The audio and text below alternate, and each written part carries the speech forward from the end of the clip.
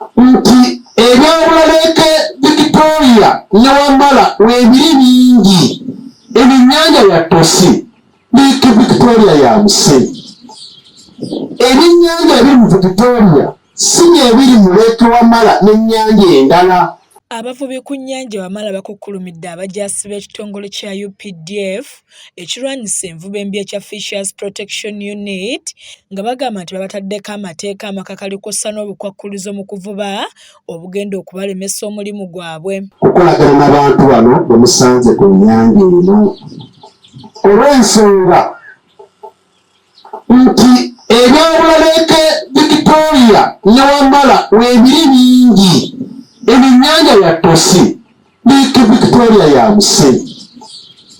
Ebyennyanja ebiri mu Victoria si ebiri mu Lake Wamala n'ennyanja endala. Abavubi okwogera bino basinzidde mu lukiiko oluyitiddwa abakulembeze baabwe nga luyindidde ku mwalo gwe Lubajja mu ggombolola y'amaanyi mu Busujju nga lugendereddwamu okusala entotto ku ngeri gye bayinza okweŋŋanga amateeka amapya agaabateereddwako.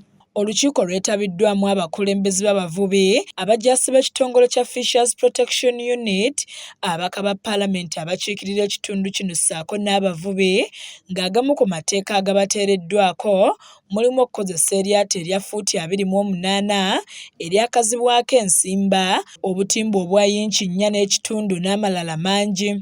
Kakati twatambulako ekyamazima tetwatuukawo wano naye twagenda e Kalangala, twagenda Entebbe, twagenda e Ruvuma n'ebitundu ebirala. Kakati enjawulo gye njagala abantu bategeere nti enjawulo y'ennyanja Nalubaale ne Wamala weeri, kitegeeza nti byogeddeko bituufu.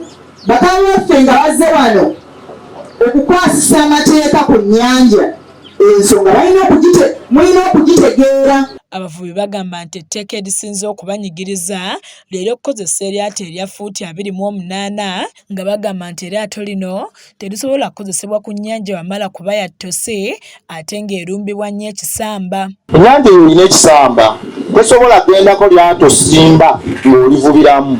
Eddene engoye tugiddemu. Mu birala bye beemulugunyizzaako be basirikale abatalina mannya ku yunifoomu zaabwe nga basibye abakulu mu kitongole kino okukwatagana n'ab'obukiiko bw'abavubi obubadde buddukanya okuvuba ku nnyanja eno. Abavubi tetwatya nnyo basirikale abo naye tubatiramu katonotono, ebyambalo ebimu tebiriiko mannya kati bwe tubasanga tutya. Basinzidde wano ne basaba abakulu mu kitongole kya Fisheries Protection Unit okubongerayo akaseera beetereeze kuba ebbanga lye babawadde ttono nnyo.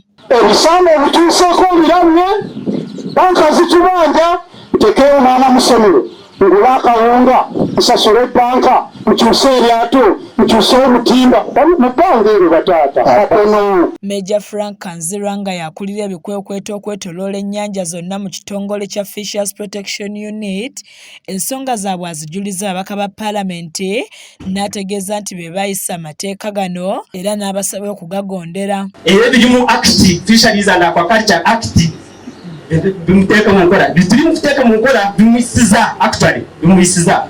So munafiramenti obutimba wamu babuyita manyala zijjudde wano, badde zijjudde wano era mpitiriye wali ku etaaki yaffe ow'omukulu ono in a period of 2-3 weeks tugenda processing a court order to dispose of those illegalities. Ennyanja Wamala y'emu ku nnyanja 162 ezisinga obutono mu ggwanga lino, wabula ng'ekigyawula ku ndala kwe kuba nti yo ya Tosi ng'esinga kubaamu mmale, emmamba, ensonzi n'ebirala nga yeetooloddwa disitulikiti okuli Mityana, Gomba ne Kassanda. Ivan Mukisa yakusakidde eggulire lino ku lwa KSTV agaleero.